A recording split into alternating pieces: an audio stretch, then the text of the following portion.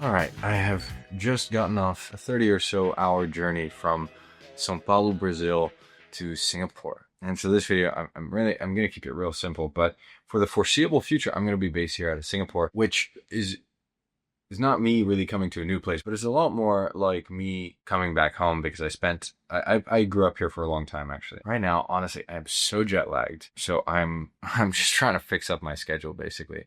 But I think I'm gonna have a pretty boring schedule for the next couple months. It's gonna be regular gym and work hours basically. Although I will say I would like to start planning a couple events here, like small things, private things, probably with a couple other founders and so forth, because I think that's something that I actually used to do when I had my agency starting out and I was based here before I started this YouTube channel. This is something I'd really love to bring back. Main couple things on my mind right now in terms of my company and basically what to work on is like just getting an assembly line for my marketing up and running. I built this assembly line visualizer. I think I spoke about it a couple days ago, and I posted about it on Twitter like a day ago. And it's a really stupid little thing I built in like an hour, which is basically this website where you can put your company as a couple assembly lines, the same way that you would for a manufacturing assembly line or for like a fast food kitchen. You like, okay, you need to make a new burger. If you're going to fry the patty, then you're going to get the sauces, then you're going to do whatever. There's like a step by step. And I think fundamentally, basically any business can be boiled down into a couple different assembly lines. And I found that thinking about it and trying to visualize it that way helped me focus on the right thing. And one of the very big things that I'm acutely aware of now is how dysfunctional my marketing kind of assembly line is, especially for the company.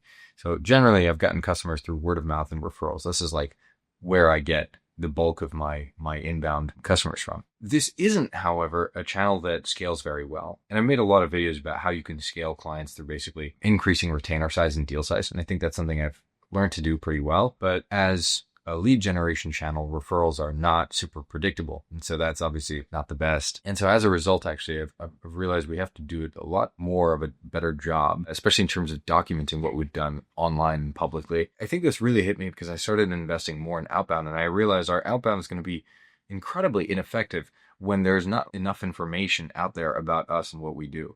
And there already is a fair amount. We've got a website where you can read all about the case studies and so forth, but like that's not enough. You're expected to do more than that these days. People are lazy. People want to see things where they're familiar, which is LinkedIn, Instagram, Twitter. It's not having to look up your website and check you out. Like people don't read that far. They're not bothered. Yeah, that is basically leading me to focus my time on making sure that we have an assembly line that is constantly putting together stuff for our marketing on our socials. And ideally an assembly line that doesn't run entirely just by, me making it happen.